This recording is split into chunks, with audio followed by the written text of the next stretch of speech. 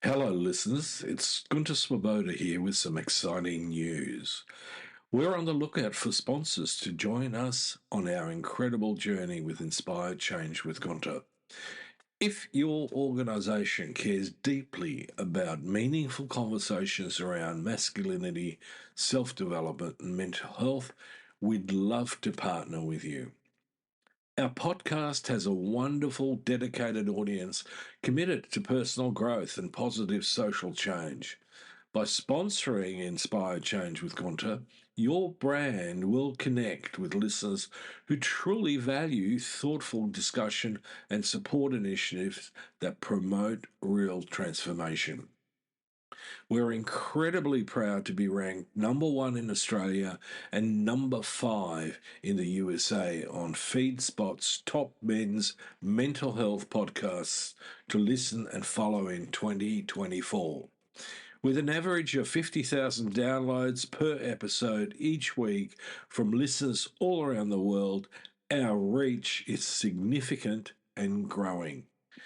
For more information on how to become a sponsor, please reach out to Miranda Spigener-Sapon, our showrunner and executive producer. We'd love to explore how we can work together to inspire change. Now, thank you for your continued support, and let's keep inspiring change together. You're listening to Inspire Change, a broadcast that strives to educate, motivate, and empower men to challenge traditions of masculinity. To guide us through the intricacies and intersections of emotions, relationships, and male identity is renowned psychologist, author, and speaker Gunter Swoboda. This is Inspire Change. Before I begin the actual podcast, I would like to respectfully acknowledge the Gadigal people of the Eora Nation, who are the traditional custodians of the land on which I work. I would also like to pay my respects to their elders past and present. Welcome everybody to another episode of Inspire Change with Gunter. I'm your host. Hi and welcome to Inspire Change with Gunter. I'm your host, Gunter, and today I want to do something that I feel is a bit special. In fact, what I want to do is explore a vision for masculinity that goes beyond the old school, hard-nosed ideals of dominance, wealth, and rugged independence. I want to put it out there that personal transformation can actually begin a process of creating a more inclusive, equal, and cooperative society. And these qualities matter more now than ever. So if you're tired of the boys don't cry mentality, or feel like the constant push to compete and accumulate is just burning you out, stick around. This episode is definitely for you. In the context of making good men great framework, I actually want to bring another model into play. A model that should actually be getting a lot more traction these days, and it's called donut economics. It's a framework for sustainable living created by economist Kate Raworth. And it's all about creating a safe and just space for humanity to thrive without overshooting our planet's ecological boundaries. Now, you might be going, what does economics have to do with redefining masculinity? Well, in my book, a lot more than what you might expect. Now, I'm not going to go into the 7 core principles of donut economics. I don't have the time and space for that right here, but we may do that at another time. But those principles that Raworth talks about are actually extraordinarily compatible with the Making Good Men Great framework. So today, I want to unpack how donut economics and Making Good Men Great could not just redefine masculinity, but more importantly, in some respects, help us to begin to shape a sustainable future for everybody. Because right now, we're at a pivot point. The pivot point is that there is a clash between patriarchal principles that the traditionalists are trying to reinforce and coerce on us to take control. There is no sense of a Trumpian redefined masculinity. He's old school. Same with Putin, Kim Jong-un, and all the strongmen in the world. They have come back to the old playbook. We dominate, we control, we coerce, and we are combative. In the Making Good Men framework, I argue that those traditional values don't just limit men, they limit our society as a whole. When we live by competition and acquisition, we create systems where winning means that someone else has to lose, where we don't share resources equally, and where empathy and vulnerability are seen as weaknesses. Now, here's where donut economics comes in. It challenges the relentless pursuit of economic growth and material accumulation, especially in a finite ecosystem, by emphasizing instead that we should be meeting human needs within our ecological boundaries. Kate Raworth's model promotes a balance that ensures everyone has access to essentials like food, water, housing, healthcare, and a solid education. And we can do that without exceeding the Earth's resources. Now, just like Making Good Men Great, it's a shift away from more is better towards a better is better. So in Making Good Men Great, we're looking to shift our focus from dominance to inclusivity, from hierarchy to equality, from acquisition to fair distribution, and from competition to cooperation. When we talk about inclusivity and making good men great, we're not just talking about being friendly or accepting different people. Inclusivity means that everyone has a voice and that we're not stuck in rigid hierarchies or binary systems. You know, the whole black and white thing. It's about creating spaces where each person's perspective is heard. It may not be accepted in many respects. When you speak about things that are not true, don't expect them to be accepted, right? You know, the world is not flat, so I am not going to accept that voice of yours. And there's many other examples where there's a push to accept the unacceptable or tolerate the intolerable. In our personal lives, this whole thing translates to relationships where both partners share decisions, where negotiation and justice is a foundation, where men particularly listen as much as they speak, and where there's room for vulnerability. Inclusivity isn't just about token gestures. It's about actively creating equality in all aspects of our lives. Now, to some degree, we need to normalize these practices within our relationships, workplaces, and communities if we want to build a healthier society.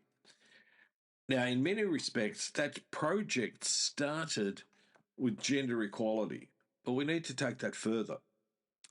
But we need to take it further cautiously. So let me then talk about distribution cooperation, because a lot of people go, well, I work hard, I deserve what I accumulate. Okay, that might be true. But you also need to think that you're not an island in the ocean. You're an interconnected part of a community. So if you're accumulative, at whose expense? Is there a possibility that you might have over-accumulated?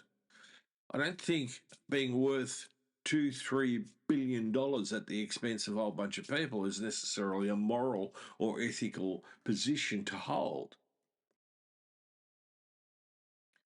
Now, in traditional masculinity, in patriarchy, the focus to a large degree is on acquisition. Whoever had the most wealth, power, and resources was seen as the strongest and, in our culture, most importantly, the most influential. Making Good Men Great pushes back on this by saying that true strength and influence doesn't come from how much we accumulate, but from how much we're willing to share and how fair that distribution of resources and education will influence to lift others up. So one way to think about this is through community models like community land trusts. Community land trusts hold land collectively, preventing gentrification and ensuring that everyone in the community can afford a place to live. It's a beautiful example of distribution at work, where the goal isn't to own as much as possible, but to create stability and security in the long term for everybody. In a society driven by cooperation rather than competition, these types of models can thrive.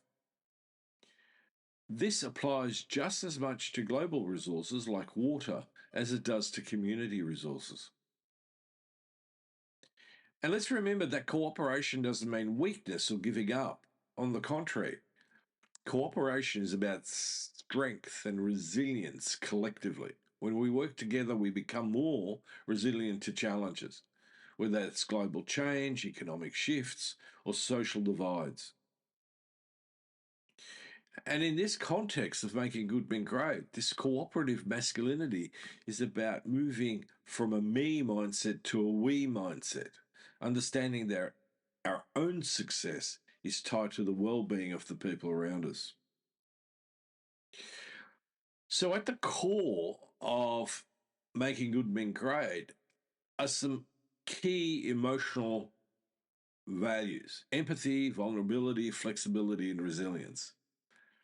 Now, these are qualities that have traditionally been undervalued in men. But when we actually put them into place and validate them, they make us, again, strong in the truest sense of the word, in a trusted sense. My strength is not to create coercive control, to dominate, to subjugate, to exploit. Unfortunately, for so long, masculinity has taught us to be tough and to tough it out, to ignore others, especially their feelings or even their own needs. But the research is really, really clear. Men who practice empathy not only have healthier relationships, but they also experience greater overall health, including mental well-being. Now, vulnerability ties right into this. Vulnerability doesn't mean exposing your weakness just for the sake of it. It means being honest with yourself, firstly, and secondly, with others. It means being willing to admit when you don't have all the answers or when you're struggling. When men embrace vulnerability, we create deeper connections with our partners, children, and friends. And let's face it, vulnerability is also a key ingredient in flexibility. When we are open and honest about our limits, we're better able to adapt to change. Then bring in resilience. It's then a natural outcome. Resilience isn't about being unbreakable, it's about being able to bounce back. It's the tree that bends in the storm and doesn't break. And it's about learning from setbacks rather than being defeated by them. Defeat is an artifact, it's an illusion in my mind. In the Making Good Men Great model, resilience is grounded in flexibility and empathy. It's about knowing when to stand firm and when to adapt, when to lead and when to listen, and when to serve. These emotional traits aren't weaknesses.